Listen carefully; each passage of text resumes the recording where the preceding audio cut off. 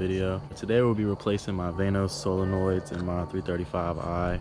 Earlier in the week I did a couple hard pulls and got an engine light, came on, car went into limp mode. So I checked my cob tuner, ran the codes, looked them up online, and it was saying anywhere from Vanos outlet to Vanos solenoids. I went over to FCP Euro, purchased the genuine BMW part, Vanos solenoids, and got overnight shipping, so they got here pretty fast.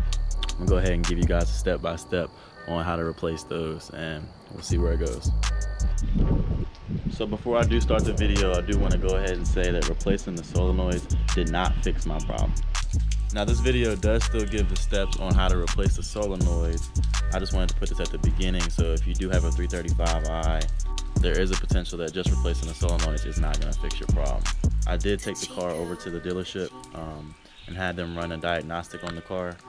So I'll go ahead and talk about that more at the end of the video. So if you're here strictly for how to replace the solenoids, then I'll go ahead and start that now. So like I mentioned, I got these from FCP Euro. They're about $151 a piece. You need two of them. You got one for the intake and then one for the exhaust.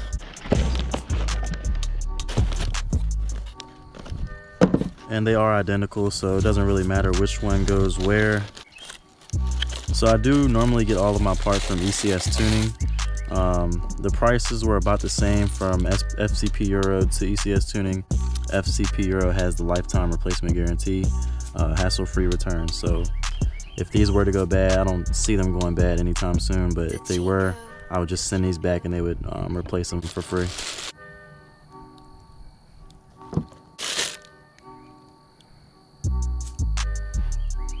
I'm gonna go ahead and get the car turned around. So before I do start, I'm gonna go ahead and show you guys what's coming up on the screen and show you the code that it's reading so you guys can see what I'm dealing with. I've heard cases where the car will idle a little differently. I haven't really experienced that yet, but it is coming up: engine malfunction, reduced power, limp mode. Got the service engine soon with the light right there. You hate to see that. Let me go ahead and show you guys what code I'm reading. So I have P3100, which is limp mode, and then I have the P2A85 outlet Vanos control. It's pretty straightforward to go ahead and replace the Vanos solenoids at around 100,000 miles. I've been 99 right now, about to break that 100,000.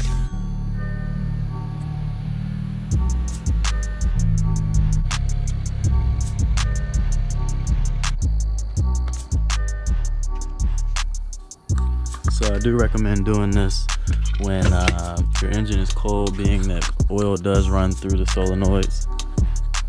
So you want to allow most of it to drop back down into the pan before you do start this do-it-yourself project. So to start, obviously we need to take off the engine cover. I'm going to be using a 5mm Allen wrench to knock those out. I'm not really sure what you guys looks like, but I only have these two in right now, being that when I put my coils in, I didn't put the rear ones back in, so I should just be able to slide this right off without having to remove the whole cowl. But if so, you guys will need to remove this in order to get back to these to remove. But for now, I'm only going to be removing these two, and then hopefully it should just slide right off.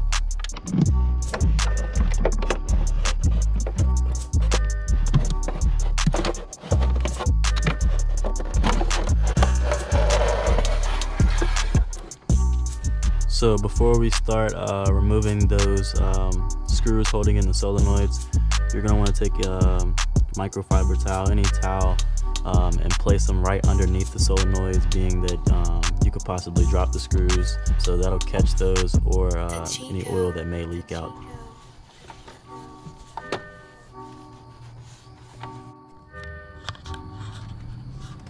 Alright, I'm trying to get an angle so you guys can see what exactly we're working with. I'm pretty sure that's a good one right there. You have the intake solenoid. This is the connection point right here. I think you can see that. And then you have the exhaust directly like right under it. We're going to start by taking out the 10mm screw. We're going to do one by one so we don't get anything mixed up. The screw is like right above the connection point. We'll unscrew that, disconnect the solenoid from the connector right here, and pop it out, and make sure that the O-ring does come out with the solenoid and doesn't get left up in there now that we have the new one that came with the new solenoids. Just make sure you do not drop that screw. So now that we have the screw out, we're gonna go ahead and pop out the old solenoid.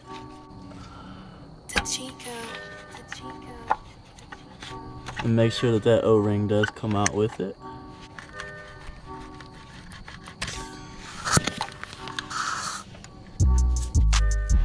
So I just got a random towel.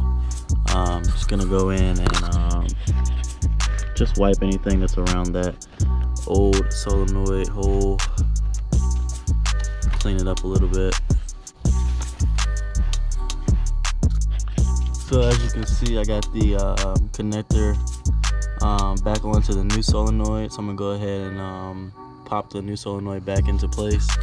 You just want to make sure that the hole for the screw is lined up with the correct opening.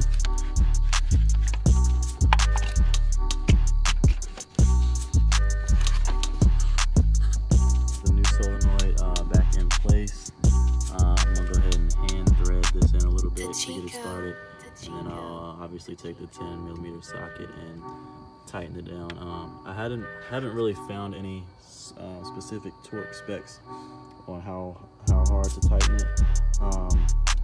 Most people are just saying do it till it's snug and just don't over tighten it. So I'm just gonna stick with that and see how that one goes.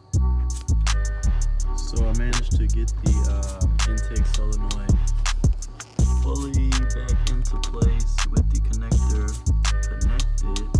So I'm gonna go ahead and start on the exhaust solenoid. I don't really feel the need to show you guys the steps for this, as it's pretty much the exact same thing. I've heard that the bottom connector wire is a little bit longer, which will help you out. But like I said, it's the exact same steps. So I'm gonna go ahead and knock that out real quick and get back to you guys. So I just finished putting the exhaust solenoid in. A lot much easier now, being that I knew exactly what I needed to do. So yeah, I got both of those in.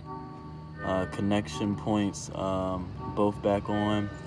So I'm gonna go ahead and give it a start before I put the cover back on in the air duct.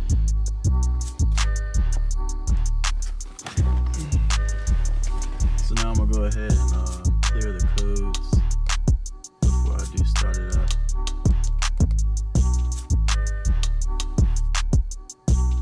Successfully cleared.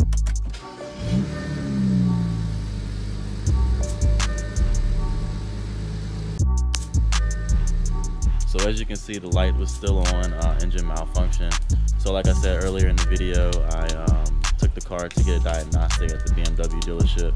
They were telling me that the crankshaft position sensor was failing. So I went ahead and got them to replace that. I probably could have did that myself. I went ahead and let them do that. Came back and said that that wasn't the problem either.